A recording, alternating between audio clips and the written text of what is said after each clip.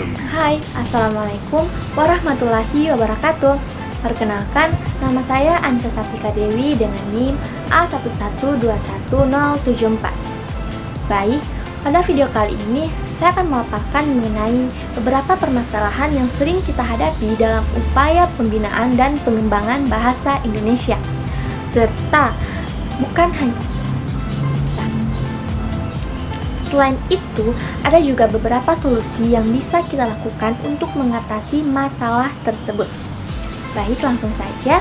Beberapa permasalahan tersebut yaitu yang pertama, masih rendahnya sikap positif berbahasa Indonesia di masyarakat penutur. Contohnya, seperti yang saya ambil yaitu pengaruh bahasa asing.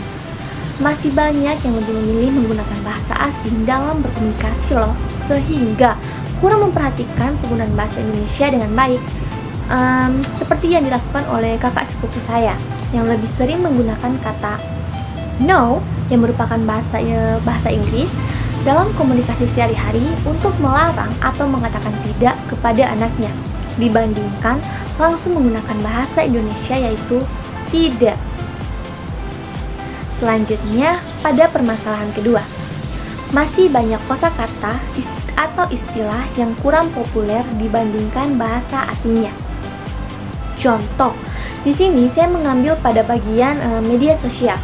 Dalam bidang media sosial, masih banyak kosakata atau istilah dalam bahasa Inggris yang lebih populer digunakan, seperti like, comment, share, post, tweet, dan lain sebagainya. Dibandingkan dengan istilah-istilah serupa dalam bahasa Indonesia yang kurang dikenal seperti suka, bagikan, posting, komentar, berkicau, dan lain sebagainya. Lanjut, pada permasalahan ketiga, ada belumnya dipahami pedoman pembentukan kata atau istilah dengan benar. Contohnya, seperti penggunaan bahasa campuran. Nah, terkadang beberapa masyarakat menggunakan bahasa campuran, seperti bahasa Indonesia dan bahasa daerah, atau bahasa Indonesia dan bahasa asing, atau bahasa luar negeri. Baik, dalam pembentukan kata atau istilah baru seperti yang sering teman-teman gunakan. Contohnya, saat mereka mau bertegur sapa di kampus. Halo, selamat pagi, annyeonghaseyo. Hal ini dapat membuat istilah tersebut tidak baku dan sulit dipahami oleh beberapa orang. Baik, pada permasalahan selanjutnya atau permasalahan keempat, yaitu rendahnya kemahiran membaca. Adapun contohnya seperti kesulitan membaca dengan kecepatan yang memadai untuk menyelesaikan tugas atau pekerjaan tertentu, seperti yang saya alami waktu ujian UTBK kemarin. Ujian teknis intinya berbasis komputer. Nah, pada saat itu ujian tersebut menggunakan waktu kan ya. Nah, sedangkan saya itu orangnya yang kesulitan membaca begitu dan menggunakan kecepatan yang memadai. Bahkan pada saat itu saya saya baru bisa memahami soal-soal tersebut kalau saya bisa membaca minimal 2 kali dalam satu soal. Lanjut pada permasalahan terakhir atau permasalahan kelima, yaitu belum memadainya prasarana dan sarana layanan kebahasaan di daerah. Contohnya, yaitu kurangnya guru atau pengajar bahasa Contohnya, yaitu kurangnya guru atau pengajar bahasa. Nah, jadi di beberapa daerah itu mungkin tidak memiliki jumlah guru atau pengajar bahasa yang cukup untuk memenuhi kebutuhan penduduk setempat. Hal ini dapat membatasi akses masyarakat lokal ke layanan pembelajaran bahasa yang berkualitas. Baik, jadi itulah beberapa permasalahan yang sering dihadapi dalam upaya pembinaan dan pengembangan bahasa Indonesia. Namun, meski begitu, terdapat juga beberapa solusi yang bisa kita gunakan untuk mengatasi permasalahan tersebut.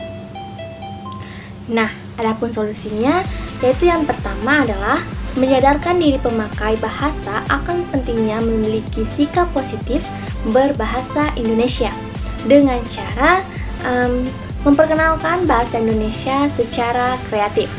Pendidikan dan kegiatan yang memperkenalkan bahasa Indonesia secara kreatif seperti melalui puisi, cerpen, lagu, dan film dapat membantu masyarakat memperoleh pemahaman yang lebih baik tentang bahasa Indonesia serta meningkatkan kesadaran mereka terhadap kepentingan bahasa tersebut.